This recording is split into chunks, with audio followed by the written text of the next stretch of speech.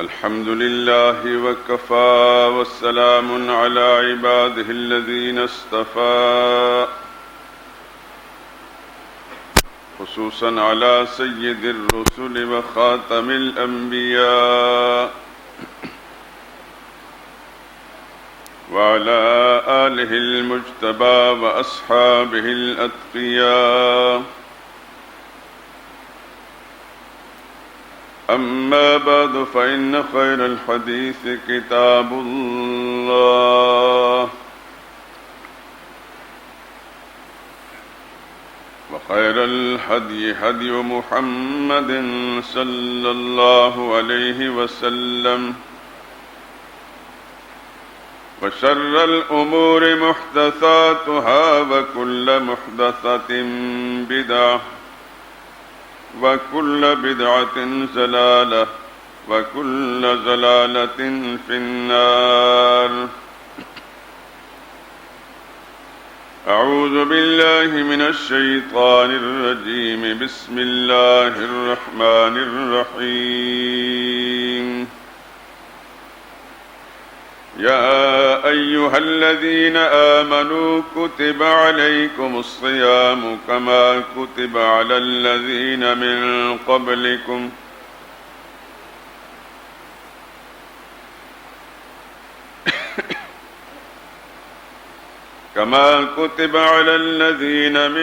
قبلكم لعلكم تتقون.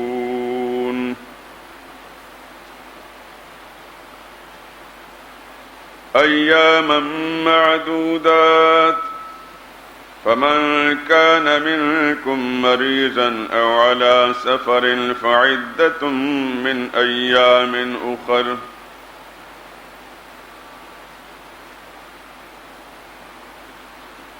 وعلى الذين يطيقونه فدية طعام مسكين فمن تطوع خيرا فهو خير له وأن تصوموا خير لكم إن كنتم تعلمون.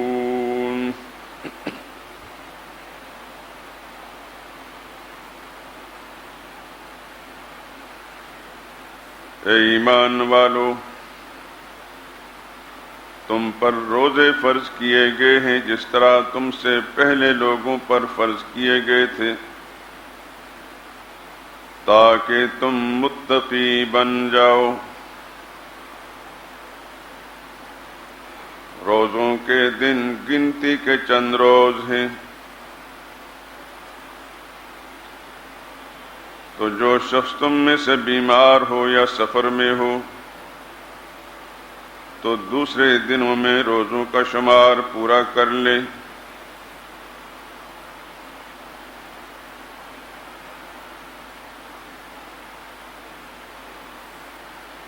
اور جو لوگ روزہ رکھتے ہوئے نہ نبھا سکیں وہ روزے کے بدلے محتاج کو کھانا کھلا دیں.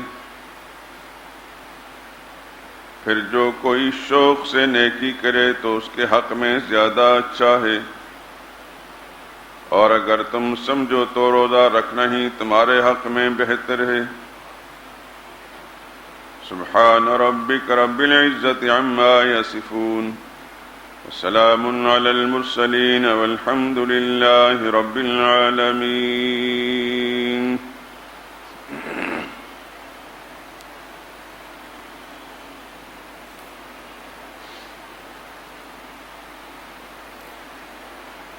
بزرگان محترم، برادران عزیز، پاکستانی کیلنڈر کے حساب سے آج شعبان المعظم کی 22 تاریخ ہے. 8 یا 9 دن بعد انشاءاللہ رمضان مبارک شروع ہو جائے گا.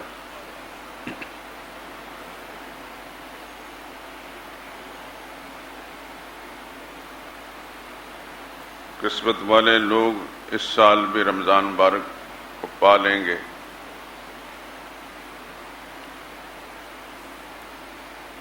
اللہ سے دعا کریں کہ اللہ تعالی ہم سب کو زندگی اور سلامتی کے ساتھ، صحت اور عافیت کے ساتھ رمضان مبارک کا مہینہ اور اس کی حسنات و برکات نصیب فرمائے۔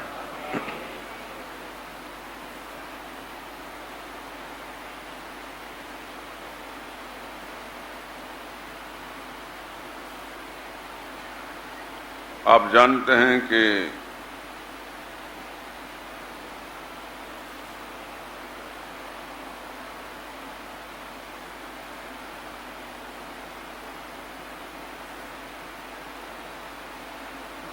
روزہ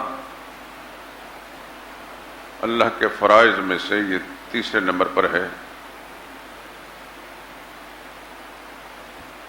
سب سے پہلے تو عقیدہ ہے، توحید ہے، ایمان ہے۔ دوسرا فریضہ اللہ کی طرف سے جو اہل ایمان پر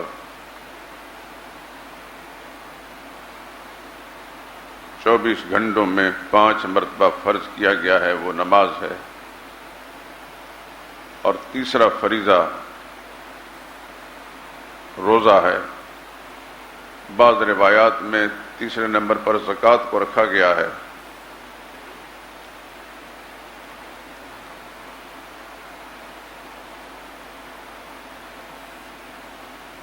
جو صورت بھی ہو، اسلام کی جو 5 بنیادیں ہیں ان میں سے ایک روزہ بھی ہے۔ تیسرے نمبر پر آپ سمجھ لیں یا چوتھے نمبر پر اللہ کے فرائض میں سے قرآن کریم کے فیصلے کے مطابق تمام شریعتوں کے ماننے والوں پر اللہ نے روزہ فرض کیا۔ کما کتب علی الذین من قبلکم، ایمان والو تم پر روزے فرض کیے گئے جیسے تم سے پہلوں پر فرض کیے گئے تھے۔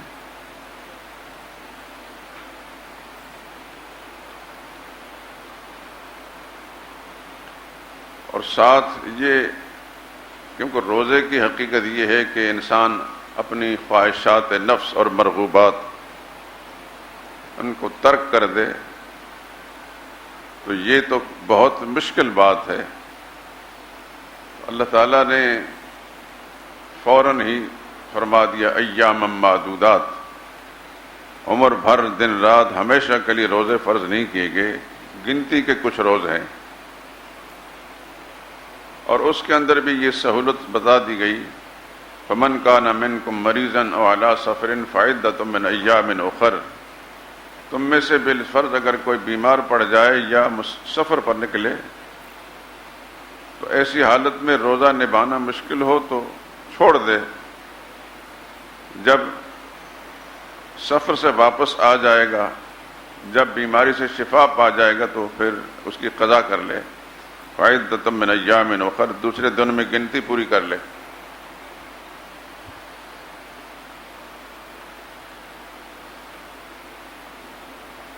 اگلی آیت کے اندر یہ بات بیان فرمائی گئی، یرید اللہ بکم الیسر ولا یرید بکم العسر، اللہ تمہارے ساتھ آسانی چاہتے ہیں، مشکل نہیں چاہتے۔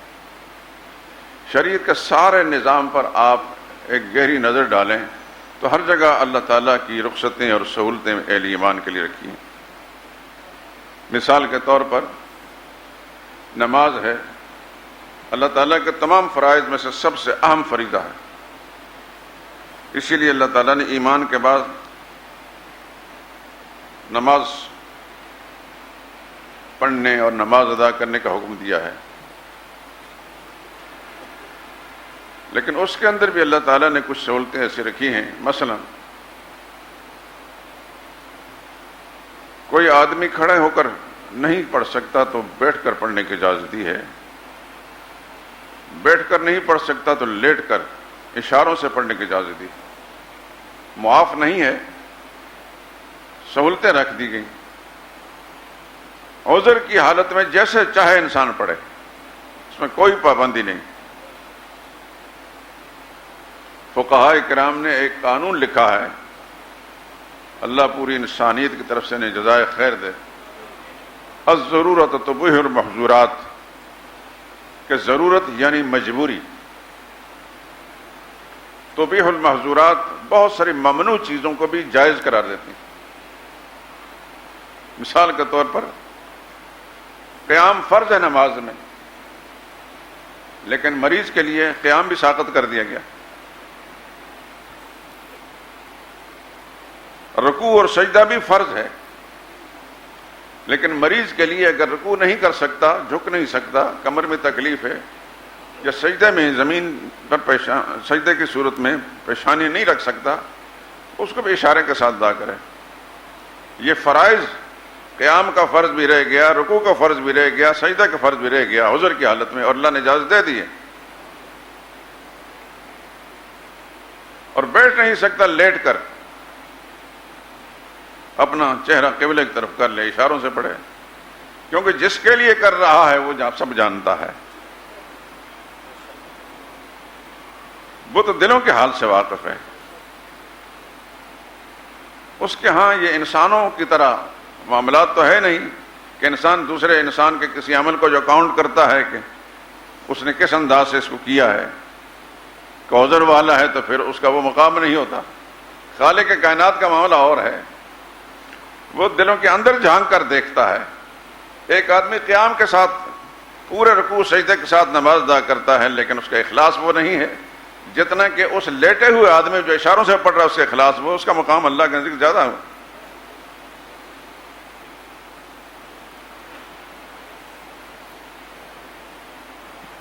تو سہولتیں بھی ساتھ بتا دی گئیں تاکہ انسان گھبرا نہ جائے۔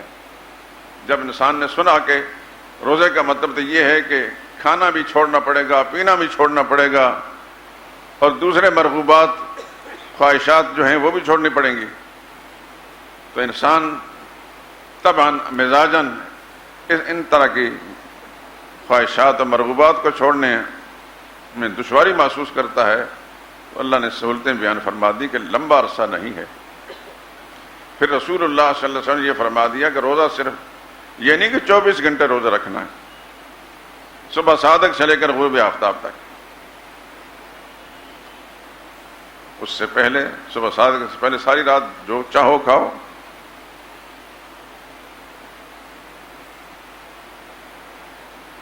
اسی طریقے سے آپ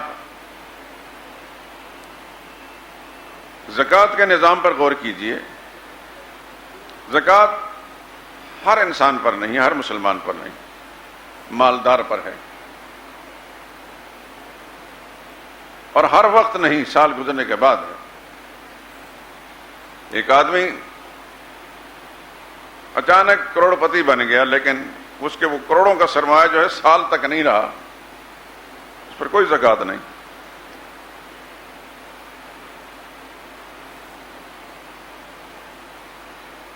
اسی طرح حج کا معاملہ ہے، وہ زندگی میں ایک مرتبہ فرض ہے، لیکن ہر آدمی پر نہیں، وہ مالدار پر۔ یہ اللہ کی طرف سے بہت ساری سہولتیں ہیں۔ شریعت کے سارے نظام پہ غور کریں تو آپ کو سہولتیں ملیں گی۔ جہاں تو قرآن کریم میں فرما دیا یرید اللہ بکم الیسر، اللہ تمہارے لیے آسانی چاہتے ہیں، ولا یرید بکم العسر، اللہ تمہارے لیے تنگی نہیں چاہتے۔ بہت سارے لوگ شکایت کرتے ہیں کہ شریعت کے معاملات کے اندر بڑی تنگیاں ہیں۔ شریعت کے معاملات تنگیاں نہیں، شریعت کے مسائل بیان کرنے والا جو ہے اس کی کم عقلی ہے، اس نے مزاج کو سمجھا ہی نہیں شریعت کے، اس وجہ سے بیان کرتے وقت بھی اس نے ایسی باتیں کر دی جو دوسرے کے لیے دشوار ہو گئی۔ کوئی کام بھی شریعت کا ایسا نہیں، لا یکلف اللہ نفسا الا وسعہا، اللہ نے اعلان کر دیا اپنی کتاب کے اندر کہ اللہ کسی انسان پر وہ بوجھ نہیں ڈالنا چاہتے جو اس کی برداشت سے باہر ہو۔ اس انسان کو اللہ نے بنایا ہے، اس کی فطرت سے اللہ واقف ہیں، اس کے تحمل اور برداشت کو بھی اللہ جانتے ہیں کتنا برداشت کر سکتا ہے۔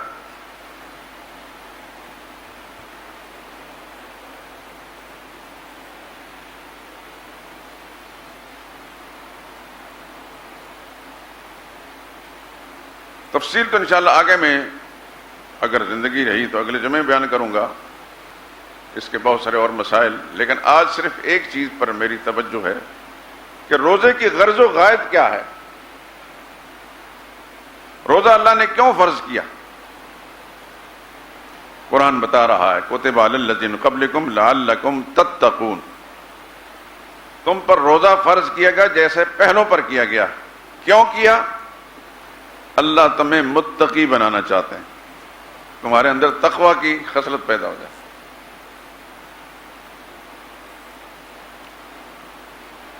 اور قرآن کریم کے اندر جہاں کہیں بھی دیکھیں گے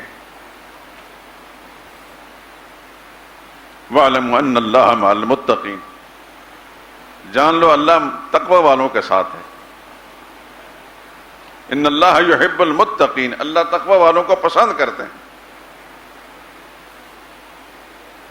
قرآن کریم کے اندر مثال کے طور پر میں کچھ آیتیں آپ کے سامنے پیش کرتا ہوں، آپ اندازہ فرما لیں کہ رب العالمین نے کس قدر سہولتیں عطا فرمائی ہیں.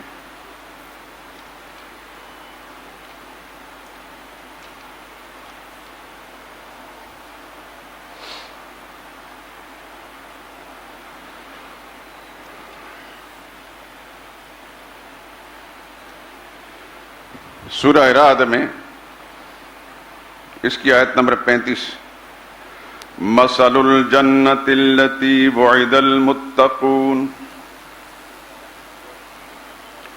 حال ان جنتوں کا جو تقوی والوں سے وعدہ کیا گیا ہے. ایک بات ذہن میں رکھیں، روزے کا مقصد تقوی حاصل کرنا ہے، اور متقین کے لیے جو اللہ تعالیٰ کی طرف سے انعامات ہیں وہ میں بتا رہا ہوں قرآن کے ذریعے سے. حال ان جنتوں کا جن کا تقوی والوں سے وعدہ کیا گیا ہے، تجری من تحتها الانہار، ان نہروں کے نیچے، ان جنتوں کے نیچے نہریں بہ رہی ہیں. اکلها دائم، ان جنتوں کے پھل ختم ہونے والے نہیں، ہمیشہ رہنے والے ہیں. یہاں تو ایک سیزن ہوتا ہے نا، سیزن ختم ہوا تو پھل ختم. اللہ فرماتے ہیں اکلها دائم، جنت بمانا باغ، مگر یہاں کے فانی دنیا کے فانی باغ جو ہیں ان کا حال بھی ایسے ہی ہوتا ہے، عارضی ہوتے ہیں. باقی رہنے والی جنت، باقی رہنے والا جہان، ان کے باغات کا حال اکلها دائم، ان کے باغات ہمیشہ رہیں گے. وظلها، ان کا سایہ بھی کبھی ختم نہیں ہوگا، پتے نہیں جھڑتے تک سایہ نہیں ختم ہوگا.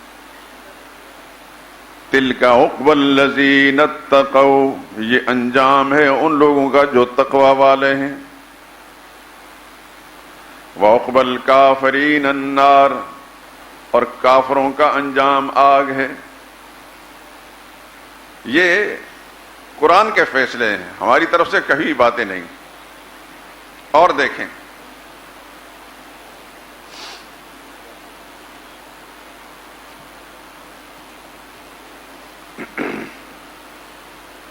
سورہ حجر 14واں پارہ،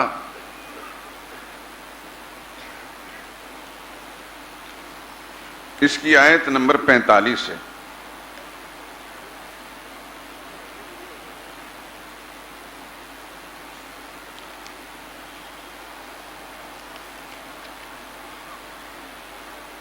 ان المتقین فی جنات وعیون، یقیناً تقوی والے باغات میں رہیں گے، چشموں میں ہوں گے. ان سے کہا جائے گا ادخلوها بسلام آمنین، سلامتی اور تسلی کے ساتھ جنتوں میں داخل ہو جاؤ. وَنَزَعْنَا مَا فِي صُدُورِهِم مِّن غِلٍّ، اگر جنتی قسم کے لوگوں میں اس دنیا کی زندگی میں کوئی رنجش ہوگی، ایک بھی جنتی ہے دوسرا بھی جنتی ہے لیکن آپس میں کچھ رنجشیں ہیں، اللہ فرماتے ہیں نزعنا، ان کے دلوں کی قدورت اور جنتوں، ان قدورتوں اور رنجشوں کو بھی ہم صاف کر دیں گے، نکال دیں گے ہم ان رنجشوں کو.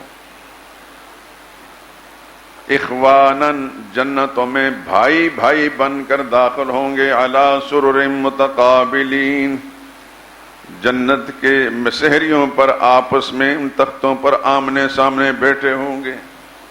کیا اکرام ہے پروردگار عالم کا، یعنی اللہ میزبان ہوں گے اور یہ جنتی یہ متقین جو ہے اللہ کے مہمان ہوں گے۔ لا یمسہم فیہا نصب ان جنتیوں کو وہاں کوئی تکلیف نہیں پہنچے گی، وما لہم منہا بمخرجین وما ہم منہا بمخرجین، اور نہ ہی یہ کہا چلو جی ٹائم ختم ہو گیا نکلو، اب وہاں سے نکالے نہیں جائیں گے، جس کو اللہ وہاں پہنچا دیں گے وہاں سے نہیں نکالے جائیں گے۔ اور دیکھیں سورہ نحل اس کی آیت نمبر 30 سے 32 تک،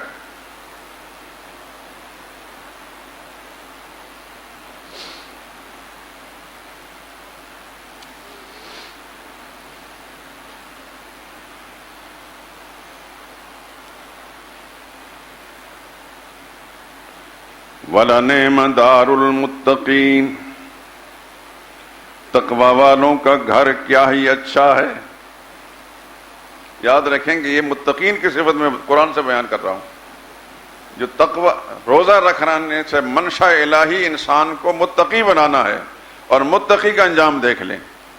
وَلَنِعْمَ دَارُ الْمُتَّقِينَ تقوی والوں کا گھر کتنا ہی خوبصورت ہے۔ جنات عدن وہ باغات ہیں، جنتیں ہیں، عدن ہمیشگی کے، ان میں ہمیشہ رہیں گے۔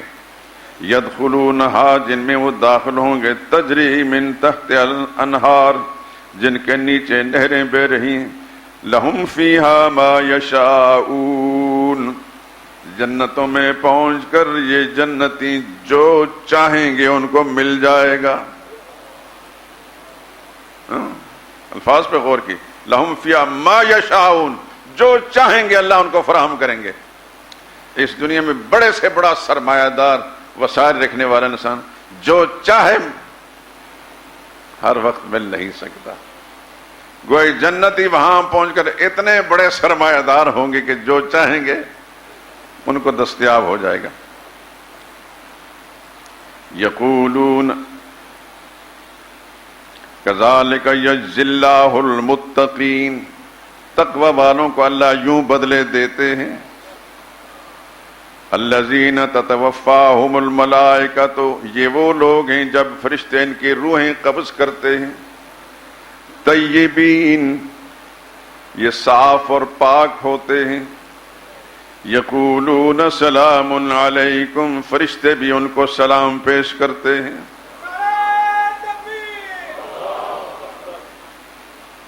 کافر کے بارے میں آتا ہے کہ فرشتے یضربون وجوہہم وادبارہم ان کے چہروں پر بھی فرشتے مار رہے ہوتے ہیں، ان کی پیٹھوں پر بھی مار رہے ہوتے ہیں روح قبض کرتے وقت، اور ان کو کہیں گے سلام علیکم تم پر سلامتی ہے۔ حدیث میں آتا ہے کہ مومن کی متقی کی روح اتنی آسانی سے نکالی جائے گی جس طرح ماش کی مشکیزے کا منہ کھولتا ہے، اس کی رسی کھولتا ہے تو بغیر کسی تکلیف کے روانی کے ساتھ پانی نکل جاتا ہے، اس طرح بغیر کسی تکلیف کے مومن کی روح نکل جائے گی۔ وہ فرشتے استقبال کریں گے، ان کو مبارکباد دیں گے۔ قرآن کہہ رہا ہے، کوئی ناول نہیں پڑھ رہا میں۔ سلام علیکم تم پر سلامتی ہے۔ ادخلوا الجنت جاؤ جنتوں میں، بما کنتم تعملون یہ بدلہ ہے تمہارے اعمال کا۔ آگے دیکھیں سورہ صاد 23ویں پارے میں،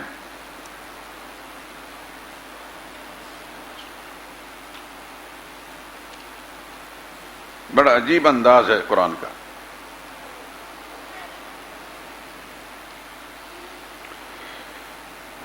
وَإِنَّ لِلْمُتَّقِينَ لَحُسْنَ مَآب متقین کے لیے بہت عمدہ ٹھکانہ ہے۔ جنات عدن ہمیشگی کے باغات ہیں، مفتحۃ لہم الابواب جن کے لیے جن جنتوں کے دروازے ان جنتوں کے لیے ہمیشہ کھلے رہیں گے۔ متکئین فیہا، وہاں تکیے لگائے بیٹھے ہوں گے، یدعون فیہا بفاکہۃ، ہر طرح کی مرغوب اور پسندیدہ چیزیں منگوائیں گے، بفاکہۃ کثیرۃ وشراب، وہاں شراب بھی ان کو ملے گی۔ یہاں کی شراب ممنوع ہے، حرام ہے، وہاں ان کو کھلی ملے گی۔ وَعِندَهُمْ قَاصِرَاتُ الطَّرْفِ، دنیا کے انسان کے مرغوبات کیا ہیں؟ کھانے پینے کی چیزیں، عمدہ لباس اور خوبصورت عورتیں۔ یہاں دیکھیں قرآن کیا کہتا ہے، وَعِندَهُمْ قَاصِرَاتُ الطَّرْفِ، ان کے پاس نیچی نگاہ رکھنے والی بیویاں بھی ہوں گی۔ منشا الہی یہ ہے کہ عورت شرم و حیا والی ہی اچھی لگتی ہے، جس کی نظر نیچی ہو۔ اور قاصرات الطرف قرآن کریم کے اندر یہ جا بجایا لفظ، اس کے دو معنی ہیں، ایک تو یہ کہ نیچی نگاہ رکھنے والی جو اس کی شرم و حیا کی دلیل ہے، اور دوسری قاصرات الطرف کا معنی یہ ہے کہ صرف اپنے شوہر پر نظر ڈالنے والی، کسی اور کو نہیں دیکھتی، اس نے اپنی توجہ نظر مرکوز کر رکھی ہے اپنے شوہر پر، دائیں بائیں کسی کو نہیں دیکھتی۔ وَعِندَهُمْ قَاصِرَاتُ الطَّرْفِ، نیچی نگاہوں والی ہوں گی، اطراب، ہم عمر ہوں گی، ہم عمر ہوں گی۔ اللہ فرمائیں گے ھذا ما توعدون لیوم الحساب، یہ وہ چیزیں ہیں جن کا حساب کے دن تم سے وعدہ کیا جاتا ہے کہ یہ تمہیں ملیں گی اور تمہیں مل گئیں۔ ان ھذا لرزقنا، یہ ہمارا عطیہ ہے، ما لہ من نفاد، جو جس کا کوئی خاتمہ نہیں ہوگا۔ اور دیکھیں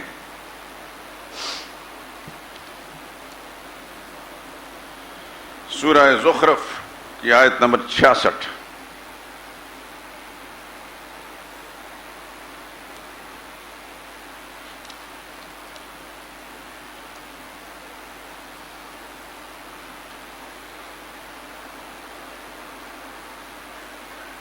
الاخلاء یومئذ، قرآن کو جب پڑھتے ہیں نا، خدا کی قسم اللہ تعالیٰ آپ کو بھی قرآن کریم کی لطافتیں نصیب فرمائے۔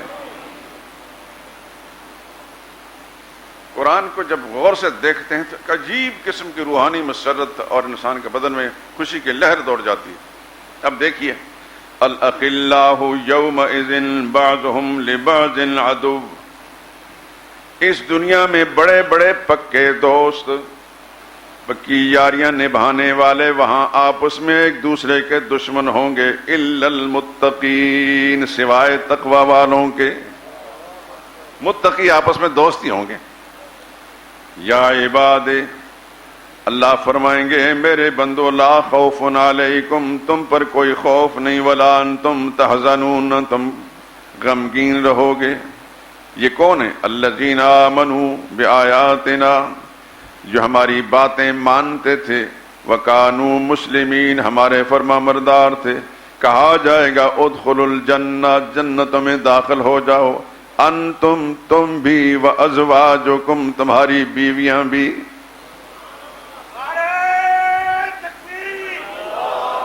جاؤ جنتوں میں تم بھی اور تمہاری بیویاں بھی، تحبرون، تمہاری آؤ بھگت کی جائے گی۔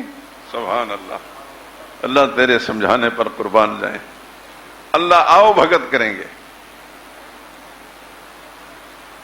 احترام کے ساتھ تمہارے ساتھ معاملہ ہوگا۔ یطاف علیہم بصحاف،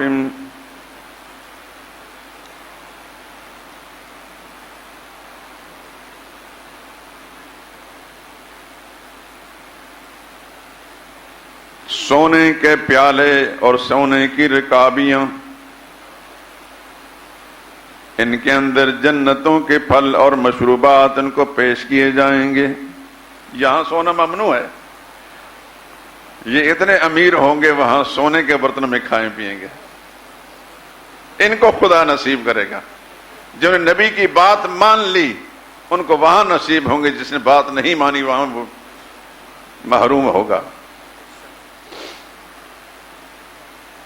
وَلَهُمْ وَفِيهَا مَا تَشْتَهِيهِ الْأَنفُسُ، اور جنتوں میں جو ان کے نفس چاہیں گے ان کو ملے گا. وَتَلَذُّ الْأَعْيُنُ، جو آنکھوں کو اچھا لگے گا وہ ملے گا. وَأَنْتُمْ فِيهَا خَالِدُونَ، تم اے متقیو وہاں ہمیشہ رہو گے. وَتِلْكَ الْجَنَّةُ الَّتِي أُورِثْتُمُوهَا، یہ وہ جنت ہے جس کے تم مالک بنا دیے گئے ہو. بما کنتم تعملون، جو تم دنیا میں میرے لیے بھوک اور پیاس برداشت کرتے تھے مجھے راضی کرنے کے لیے، اس کے بدلے میں تم جنتوں کے مالک بن گئے.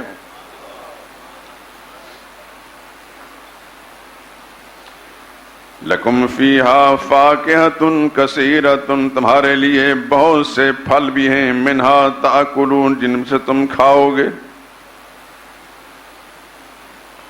اور دیکھیں سورہ دخان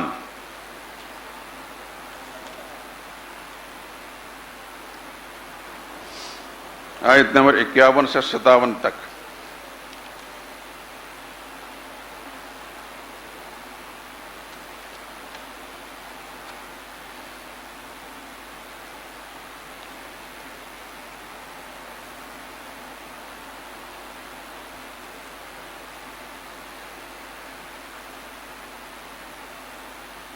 ان المتقین فی مقام امین، بلا شبہ تقوی والے امن کے مقام میں ہوں گے. فی جنات وعیون، باغوں میں اور چشموں میں. یلبسون من سندس، باریک ریشم کا لباس بھی ہوگا. واستبرق، موٹے ریشم کا بھی، جو چاہیں گے. یہاں ریشم ممنوع ہے، وہاں پہنیں گے. باریک ریشم کو قرآن کی زبان میں سندس اور موٹے ریشمی لباس کو استبرق. متقابلین، آمنے سامنے بیٹھے ہوں گے. کذالک، اللہ فرماتے ہیں یہ ہمارا کمال ہے کہ ہم نے ان کے اس مقام میں پہنچایا. وَزَوَّجْنَاهُمْ، یہ لفظ بڑا عجیب ہے. وَزَوَّجْنَاهُمْ بِحُورٍ عِین،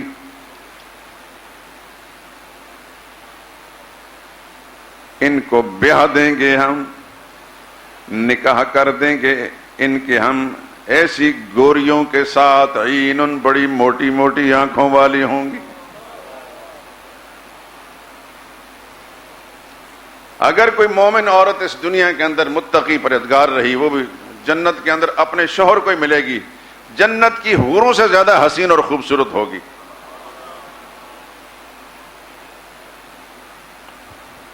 یدعون فیہا بکل فاکہۃ،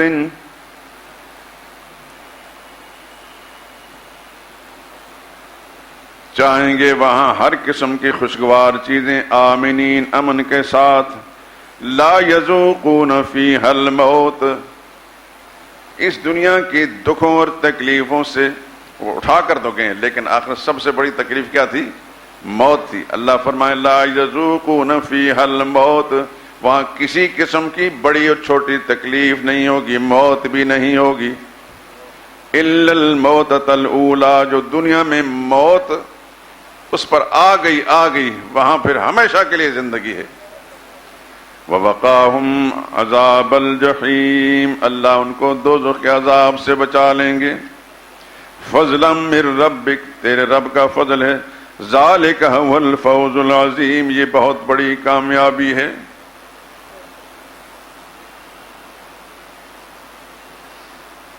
اور دیکھیں سورہ قاف 26 پارے میں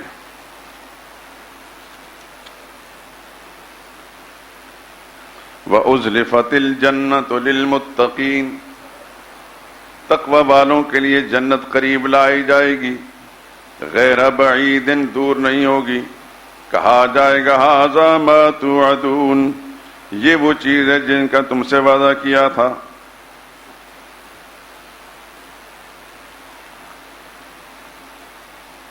من خشی الرحمن بالغیب، جو بن دیکھے رب سے ڈرتے تھے.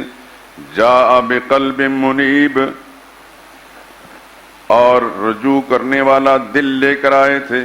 کہا جائے گا ادخلوها بسلام، سلامتی کے ساتھ جنتوں میں داخل ہو جاؤ گے. ذالک یوم الخلود، یہاں ہمیشہ رہو گے.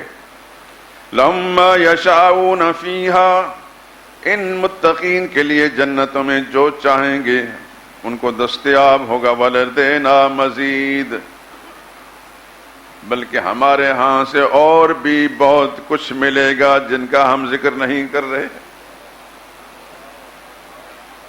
سورہ توبہ کے اندر ایک آیت آتی ہے ورضوان من اللہ اکبر. حدیث میں آتا ہے کہ جنتی جب جنت میں پہنچ جائیں گے سارے انعامات بہاریں مل جائیں گی. اللہ جنتی کے سامنے آ کر ایک تو اپنا دیدار کرائیں گے،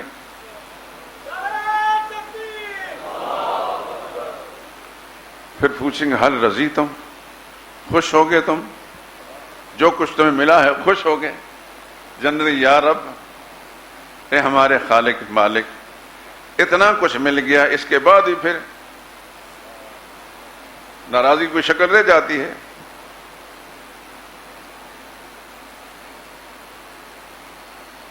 اللہ فرمائیں گے اس سے بہتر چیز چاہتے ہو؟ تو جنتیوں کے وہم و گمان بھی نہیں ہوگا کہ اس سے بہتر چیز کیا ہو سکتی جو جنت اور ساری نعمتیں مل گئیں. اللہ فرمائیں گے اس سے بہتر جنت کی جتنی بھی بہاریں تم دیکھ چکے ہو مل چکی ہیں، اس سے اوپر ایک چیز تمہیں آج میں دینے لگا ہوں، اور وہ یہ ہے آج میں اپنی رضا کا پروانہ تمہیں دیتا ہوں، سند دیتا ہوں ہر جنتی کو.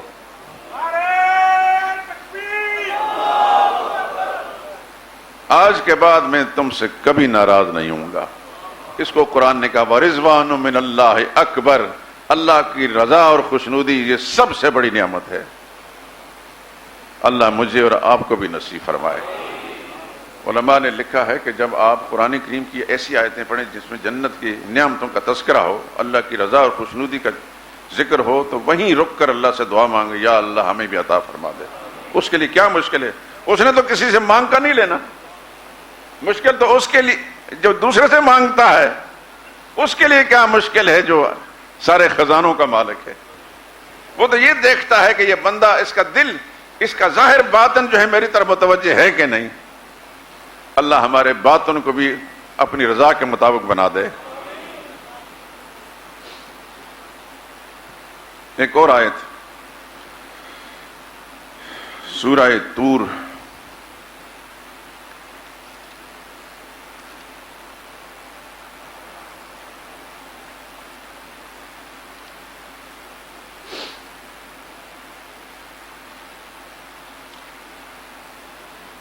اس کی آیت نمبر 17 ہے.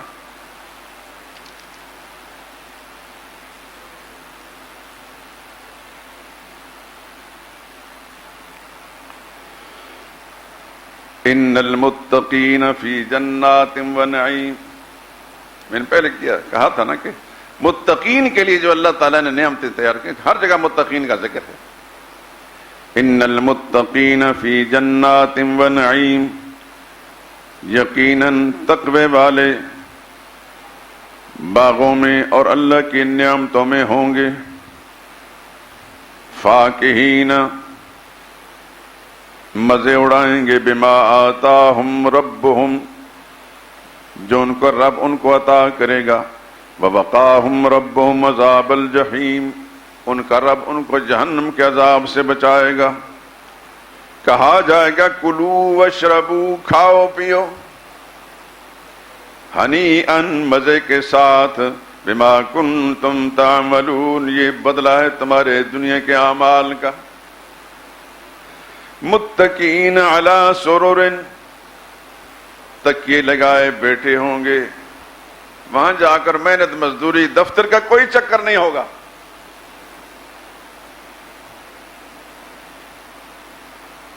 جہاں تو ہر ایک کو مزدور ہے تو اس کو مزدوری کی فکر ہے، کوئی دفتر والا ہے تو دفتر کی فکر ہے، کوئی جج ہے تو اس کو عدالت میں پہنچنا ہے، جو اسمبلی والا ہے تو اس کو پارلیمنٹ میں پہنچنا ہے، جو وزیر ہے تو اس نے اپنے دفتر پہنچنا ہے، اپنے فرائض ذہن میں ہے۔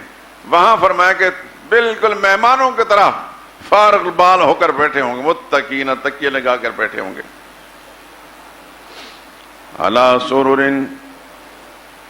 ایسے صوفوں پر، مصفوفۃ، جو بچھائے ہوئے صوفے، وزوجناہم بحور عین، ہم زوجیت میں دے دیں گے ان کے موٹی موٹی آنکھوں والی گوریاں۔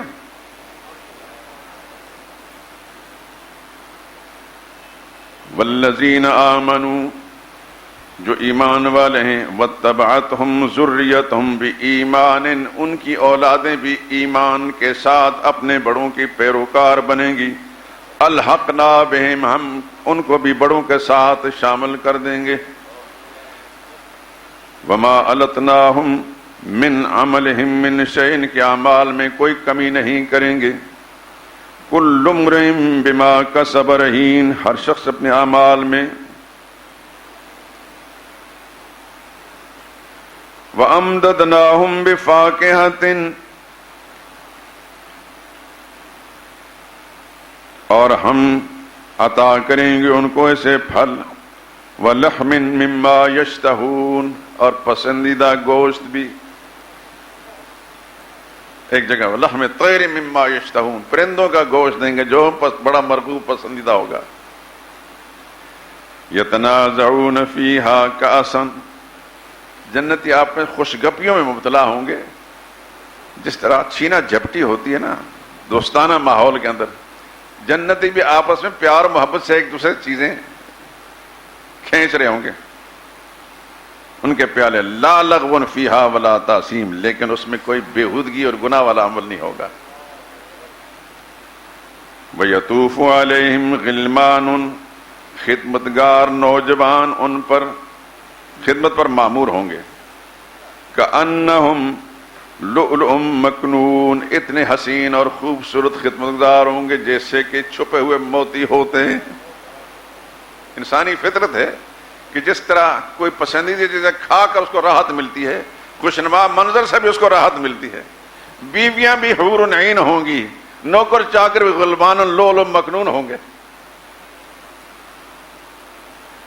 وَأَقْبَلَ بَعْضُهُمْ عَلَىٰ بَعْضٍ يَتَسَاءَلُونَ، یا آپس میں ایک دوسرے سے پوچھیں گے۔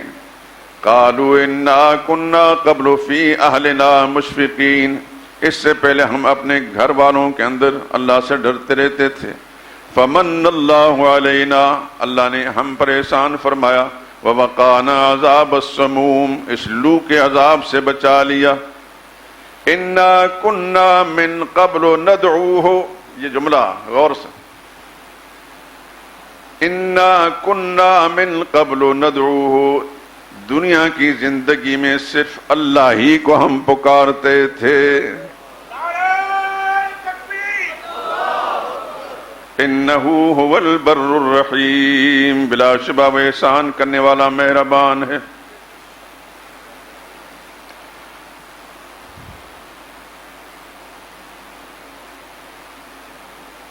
میرے دوستو، آپ نے اندازہ کر لیا، میں نے طائرانہ یہ قرآن کی ساری آیات نہیں ہیں، جزوی طور پر چند مقامات سے میں نے قرآن کریم کی آیات پڑھی ہیں اور صرف متقین کا تذکرہ۔ اور روزہ رکھوانے سے منشا الہی کیا ہے؟ لعلکم تتقون، تاکہ تم متقی بن جاؤ۔ ذالک الکتاب لا ریب فیہ ھدی للمتقین، تقوی کی حقیقت کیا ہے؟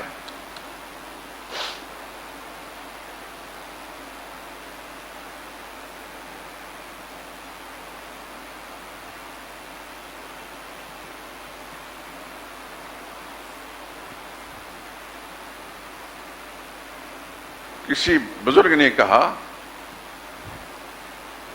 کہ جس طرح اگر جنگل کی جھاڑیوں میں اس کو جانے کی نوبت آ جائے، دائیں بائیں جھاڑیاں ہیں، خاردار کانٹے ہیں،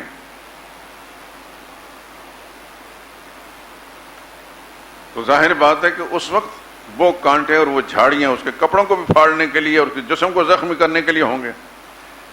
تو اگر کسی کو ناگزیر گزرنا ہو تو ان جھاڑیوں میں سے جس طرح انسان بچ بچ کر اپنے کپڑوں کو بچا کر بھی اپنے جسم کو بچا کر گزرتا ہے، اس دنیا کی زندگی میں جتنی بھی ممنوعات ہیں یا اللہ کی معصیت اور نافرمانی کی جھاڑیاں ہیں اور کانٹے ہیں، جس طرح وہاں انسان اپنے جسم کو اور کپڑوں کو بچا کر گزرتا ہے، اس دنیا کی زندگی کے اندر یہ ہر وہ چیز جو اللہ کی معصیت اور نافرمانی والی اس کو کانٹوں کے ساتھ تعبیر دی ہے. ان کانٹوں سے بچ کر جو چلا گیا وہ متقی انسان ہے. میرے دوستو، تنہائی میں بیٹھ کر ہم اگر غور کریں تو ہم چاروں طرف ہر وقت معصیت کے کانٹوں کے اندر، نافرمانی کے کانٹوں کے اندر پھنسے رہتے ہیں. جس انسان نے، جس خوش نصیب انسان نے بر وقت دھیان کر کے ان خاردار کانٹوں اور جھاڑیوں سے اپنے آپ کو بچا لیا، وہاں مزے کے ساتھ زندگی گزارے گا. اس کی جھلکیاں آپ نے قرآن کریم کی زبان سے سن لی ہیں. لیکن روزے کا مقصد صرف اتنا ہی نہیں کہ آپ کھانا چھوڑ دیں، پینا چھوڑ دیں، یا میاں بیوی کا ملاپ جو ہے وہ چھوڑ دیں. یہ تو جائز چیزیں ہیں. کھانا بھی جائز تھا، پینا بھی جائز تھا، اپنی منکوہہ بیوی کے پاس جانا بھی جائز تھا. تو جو چیزیں اللہ نے ہمیشہ حرام فرمائی ہیں، روزے میں بھی حرام ہیں اور غیر روزے کے اندر بھی حرام ہیں، 12 مہینے حرام ہیں، ان سے بچنا بطریق اولا ضروری ہے. اگر کوئی شخص ان حلال چیزوں سے بچ کر روزہ رکھتا ہے لیکن حرام چیزوں سے نہیں بچتا، مثلا جھوٹ بولنا ہمیشہ حرام تھا، فراڈ کرنا ہمیشہ حرام تھا، چغلی ہمیشہ حرام تھی، غیبت ہمیشہ حرام تھی، گالم گلوچ ہمیشہ حرام تھی. اگر ان سے نہیں بچتا، گالی بھی بدستور زبان پر ہے، غیبت بھی اپنے مسلمان بھائی کی بدستور، چغلی ہے، جھوٹ ہے، فریب ہے، فراڈ ہے، ایسے لوگوں کے بارے میں رسول اللہ صلی اللہ علیہ وسلم کا فرمان سن لیں، رب صائم لیس من صیامہ الا الجوع. بہت سارے لوگ روزہ دار ہوتے ہیں، یعنی کھانا پینا چھوڑ دیتے ہیں، لیکن ان کو اس روزے سے کیا ملتا ہے؟ صرف بھوک، یعنی بھوکے رہے. ورب قائم لیس من قیامہ الا السحر. اور کئی لوگ راتوں کو جاگتے ہیں تراویح کی نماز کی شکل میں یا تہجد شکل میں، لیکن ان کو کیا ملتا ہے؟ بس بیداری ہے، نیند سے محرومی ہے. نہ قیام کا فائدہ ملا، نہ سیام کا فائدہ ملا. اللہ تعالیٰ اپنی رحمت کے ساتھ مجھے اور آپ کو ایسا روزہ رکھنے کی توفیق دے جو اللہ کے نزدیک میں روزہ ہو، مطلوب روزہ ہو، صرف حلال چیزوں سے روزہ نہ ہو، جو چیزیں اللہ نے ہمیشہ حرام فرمائی ان سے بھی روزہ ہو. بدنگاہی اللہ نے ہمیشہ حرام فرمائی ہے. بازاروں کے اندر جو لوگ کام کرتے ہیں، دکاندار ہیں، ان کے ملازم ہیں، ہر وقت وہ اس خطرے کے اندر موجود رہتے ہیں. عورتیں، اب عورت نہیں رہی الا ماشاء اللہ. عورت کا معنی پردہ ہوتا ہے، عربی زبان میں عورت کا معنی پردہ ہے، اور جو پردہ نہیں کرتی وہ عورت نہیں، وہ مستورات نہیں ہیں، وہ مکشوفات ہیں. ہمارے معاشرے کے اندر یہ لعنت ایسی عام ہو چکی ہے کہ اب اس کے خلاف آواز اٹھانا جو ہے یہ ایک عجیب بغاوت کے زمرے میں آتا ہے. حتیٰ کہ وہ اوپر کا طبقہ، مراعات یافتہ طبقہ یا حکمران ٹولہ، وہ بھی ہر ایک کے ساتھ شیک ہینڈ کرتے ہیں. کوئی دفتر ایسا نہیں ہوتا، کوئی میٹنگ ایسی نہیں ہوتی، کوئی مجلس ایسی نہیں ہوتی کہ کوئی حسین و جمیل خوبصورت ان کے ساتھ عورت نہ بیٹھی ہو بن سنور کر. اتنے بدبخت لوگ ہیں یہ اس دنیا کے جو مکروہ قسم کے ضابطے ہیں ان کو مکمل کرنے کے لیے اپنے رب کو ناراض کر بیٹھتے ہیں، اغیار کے نقش قدم پر چل کر۔ کفار کے ہاں ایسا دستور ہے تو ہمارے ہاں بھی ایسا دستور ہونا چاہیے۔ تو تم نے کلمہ کس لیے پڑھا ہے پھر؟ اللہ کے نبی نے فرمایا صلی اللہ علیہ وسلم، لا تزال لا الہ الا اللہ تنفع من قالها وترد عنه العذاب والنقمہ ما لم يستخفوا بحقها۔ قیل ما الاستخفاف یا رسول اللہ؟ قال تظہر العمل یا یظہر العمل بمعاصی اللہ فلا ينکر ولا یغیر۔ یہ کلمہ پڑھنے والے کو فائدہ پہنچاتا رہے گا اور عذاب سے بھی بچاتا رہے گا جب تک کلمے کی توہین نہ کرے۔ غور سے سنیں میرے دوستو، اور اللہ سمجھ توفیق دے، اس کو دل تک بھی اٹھا دیں، اور پھر اس آئینے کے اندر اپنے آپ کو بھی دیکھیں اور دوسرے کو بھی دیکھیں، اور اللہ توفیق دے تو اس بات کو پہنچائیں۔ ہم سب کلمہ گو ہیں، لیکن کلمہ گو کو کلمہ فائدہ دے گا اور نقصان سے بچائے گا بشرطے کہ کلمہ گو کلمہ پڑھ کر کلمے کی توہین نہ کرے۔ حیران ہو کر پوچھا صحابہ نے، یا رسول اللہ ایسا بد نصیبی ہے کلمہ پڑھ کر کلمے کی توہین کرے؟ آپ نے ارشاد فرمایا یظہر العمل بمعاصی اللہ، اس کلمہ گو کے سامنے اللہ کی نافرمانی ہو رہی ہے، فلا ینکر ولا یغیر، اس پر نکیر نہیں کرتا، اس پر اعتراض نہیں کرتا، اس کو ختم کرنے کی کوشش نہیں کرتا، یہ کلمہ پڑھ کر کلمے کی توہین کر رہا ہے۔ آج دیکھیے ہمارے گھروں کے اندر بھی اللہ کے کلمے کی توہین ہو رہی ہوتی ہے، ہمارے دفتروں میں بھی توہین ہو رہی ہوتی ہے، ہماری دکانوں میں بھی ہو رہی ہوتی ہے، ہمارے بازار بھی بھرے پڑے اسی چیز سے۔ یہ تو سوچیں عبداللہ بن ابی کے کلمہ پڑھنے میں اور ہمارے پڑھنے میں کیا فرق ہے؟ وہ بھی زبان سے کلمہ پڑھتا تھا لیکن کلمے کو مانتا نہیں تھا، ہم بھی زبان سے کلمہ پڑھتے ہیں مانتے نہیں۔ درجہ بدرجہ ایک مزدور سے لے کر اوپر کے کرسی پر بیٹھا ہوا اسی کیفیت سے دوچار ہے۔ مزدور کو تو اپنے روٹی پیٹ کا دھندے سے نکلنے کی فرصت نہیں، وہ تو جانتا بھی نہیں کلمہ ہے کیا، اور کلمے کے جو بول میں نے بولے ہیں اس کو کیا، کس کے ساتھ میں نے بات کی ہے، کس کے ساتھ میں نے معاہدہ کیا ہے۔ کلمہ در حقیقت رب کے ساتھ ایک بندہ معاہدہ کرتا ہے، یا اللہ تیری الوہیت میں کسی اور کو شریک نہیں مانوں گا، اور محمد مصطفیٰ سے معاہدہ تھا کہ آپ کی رسالت میں کسی اور کو شریک نہیں کروں گا۔ نہ یہ خدا کے معاہدے کے پابند ہے، نہ رسول اللہ کے معاہدے کے پابند ہے۔ ایک بول ہے، جیسے طوطے کو کچھ الفاظ رٹایا جاتا ہے، طوطا بھی بولتا ہے، اس کو بھی پتہ نہیں کہ ایمان کیا چیز ہے۔ ہمارا ایک عمومی معاشرہ ایسا ہے کہ جس کو ایمان کا کوئی پتہ بھی نہیں، لیکن ہماری بڑی بد نصیبی یہ ہے کہ ہم سیکھنے کی کوشش بھی نہیں کرتے۔ ہم سمجھتے جو پیٹ کا دھندا جس سے صحیح چلے اس کے لیے ہم دن رات بے چین مضطرب رہتے ہیں کہ کس طریقے سے پیٹ کو بھر سکتے ہیں، کیسے کپڑے پہن سکتے ہیں، ہم اپنے جسم کی ضرورتوں کیسے پوری کر سکتے ہیں۔ جسم قائم ہے ایک روح پر، اس کی زندگی قائم رکھنے کے لیے یہ کلمہ ہے، یہ رسول اللہ کی تعلیمات ہیں صلی اللہ علیہ وسلم، کیونکہ جسم یہیں گل سڑ جائے گا قبر کے اندر، یہ روح جائے گی آگے، اللہ کی طرف سے آئی ہے یہ واپس جائے گی، یہ جسم نہیں جائے گا۔ اس کو بچانے سنوارنے کے لیے ہم ہر قسم کے اللہ کی بغاوت میں ہر وقت مستعد رہتے ہیں۔ کہنے کو ہم مسلمان ہیں لیکن مسلمانی نام کوئی چیز ہمارے قریب سے بھی نہیں گزری۔ اگر مسلمانی وہ ہے جو رسول اللہ کے صحابہ تھے اور اس کے ساتھ ہمیں اپنے آپ کو ملا کر دیکھیں تو پھر کسی صورت کے اندر بھی ہماری مسلمانوں کے ساتھ میل نہیں کھاتی کہ ہم قدم قدم پہ اللہ کے نافرمان ہیں، اللہ کے رسول کے نافرمان۔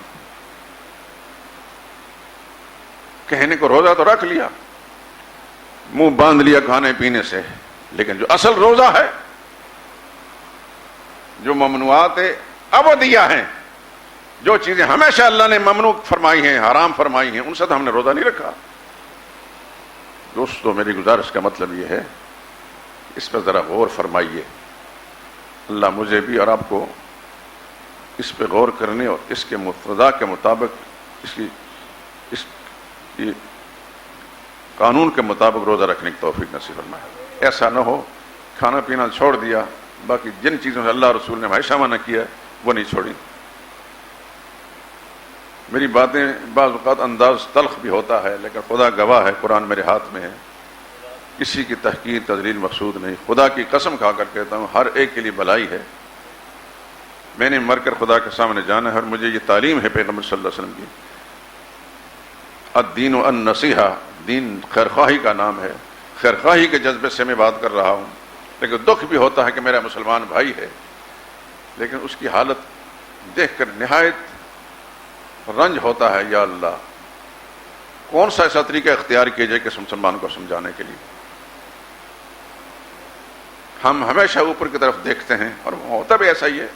ہر برائی اوپر سے آتی ہے نیچے کی طرف، اور ہر اچھائی بھی اوپر سے نیچے کی طرف آتی ہے. اوپر والے اچھے ہو جائیں تو ساری قوم اچھی ہو جاتی ہے، اوپر والے برے ہوں تو کبھی بالا دست قوتیں افسر اعلی خائن ہوگا، بددیانت ہوگا، راشی ہوگا، کرپٹ ہوگا، وہ ہر کسی امید نہ رکھے کہ نیچے والا جو ہے اس کا جو ورکر ہے وہ کرپٹ نہیں ہوگا. وہ جب دیکھتا ہے کہ میرا افسر ساری بےایمانیاں کر رہا ہے، میرے لیے کیا روک ٹوک ہے؟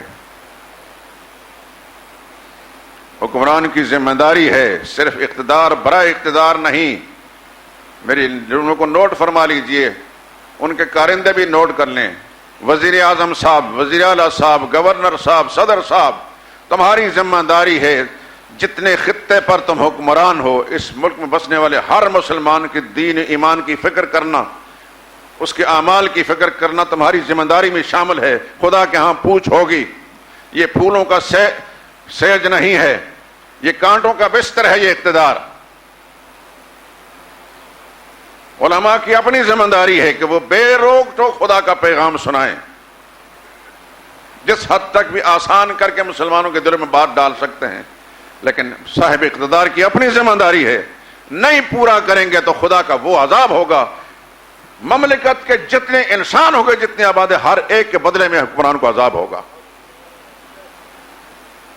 یہ آسان کام نہیں. ابو حنیفہ رحمۃ اللہ تعالی علیہ کو چیف جسٹس کا عہدہ پیش کیا گیا، انکار کر دیا.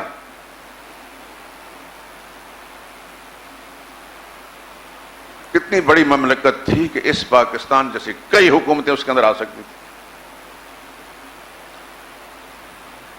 امام صاحب نے انکار کیا، میں اپنا آپ کو اس کا اہل نہیں پاتا. خلیفہ وقت نے کہا کہ آپ سے بڑا عالم کوئی نہیں، تو آپ کس طرح کہتے ہیں؟ انہوں نے فرمایا میں انکار کرتا ہوں، میں نہیں قبول کروں گا. انہوں نے کہا پھر دوسرا اس کا راستہ جیل ہے. انہوں نے کہا وہ مجھے منظور ہے. جیل سے ابو حنیفہ کا جنازہ نکلا ہے.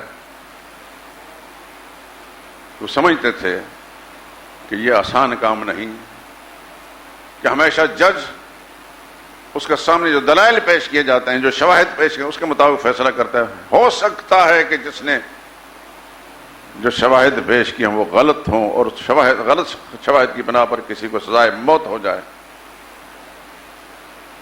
تو وہ اتنے متقی انسان تھے، اتنے تقوی والے انسان تھے کہ انہوں نے کہا مجھے جیل منظور ہے، لیکن یہ اعزاز منظور نہیں، یہ چیف جسٹس کا عہدہ قبول کر کے دنیا کی ساری مراعات منظور نہیں ہے. اس کا مطلب یہ ہے کہ جو بڑی کرسی پر ہوتا ہے، پھر جتنے انسان اس کے ساتھ حقوق متعلق ہوتے ہیں وہ اس کا ذمہ دار ہوتا ہے. میری گفتگو کو سننے والے جتنے مسلمان یہاں آتے ہیں،